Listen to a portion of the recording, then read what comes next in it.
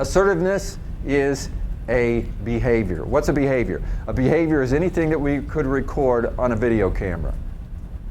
Okay, assertiveness, if it's in your head, it's not assertiveness. Some people are assertive in their head. They actually go through like a little script. They say, this guy is such a jerk, I can't believe it, why, I oughta, and all this kind of stuff. But nothing actually happens. They don't do anything, they just sit there. It's not assertiveness, it's a behavior. And then we're gonna look at the other side, non-assertiveness. That's also a behavior. Because you could record it with a video camera. Here we are in a room, and what did you do? Nothing. What did you say? Nothing. And we see that. You had the opportunity to say something, you didn't say anything. These are habits. Assertiveness, if you've been assertive all your life, it's easy for you. If you've been non-assertive all your life, that's easy for you too. It's within your comfort zone. What we're saying in leadership is that leadership development is about recognizing the patterns that you have and changing them.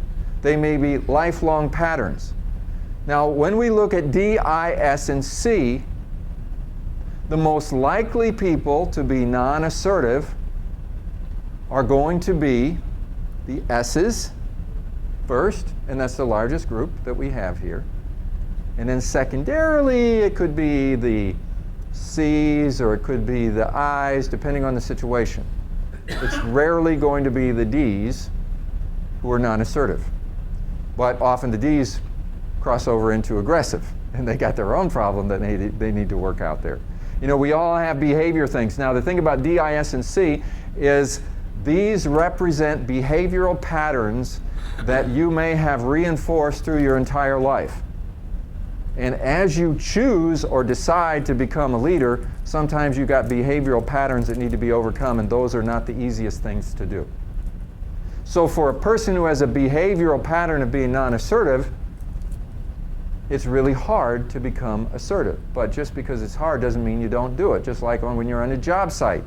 If it's hard, it doesn't mean you don't do it. It just means that you have to be very conscious that this is hard, and you have to focus on it. So what I'm asking is, how many of you find some situations where you find yourself being non-assertive? Raise your hand.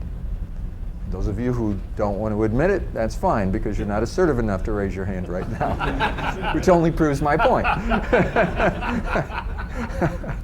Okay. So you are not your behavior. Your behavior is not who you are, it's what you do. See, for some people, their behavior defines them. They say, well, I can't do that. That's just not me. Or I've always been this way. That's why I always tell that story about me and how nervous I was to get up in front of a class, or to get up in front of a group, or to even participate in a meeting or anything else. You talk about non-assertive, totally non-assertive. And I told you the story in one of the classes about how I did a speech class when I was in high school and really blew it and got really nervous and everything, and afterwards I felt so bad about it, and I told myself, I'll never get in front of a group again, because that's not me. And when you say that's not me, that's getting confused between who you are and what you do. They're two different things. And so having worked my way through that stuff and learned the skills, now today I don't have that problem anymore. Why?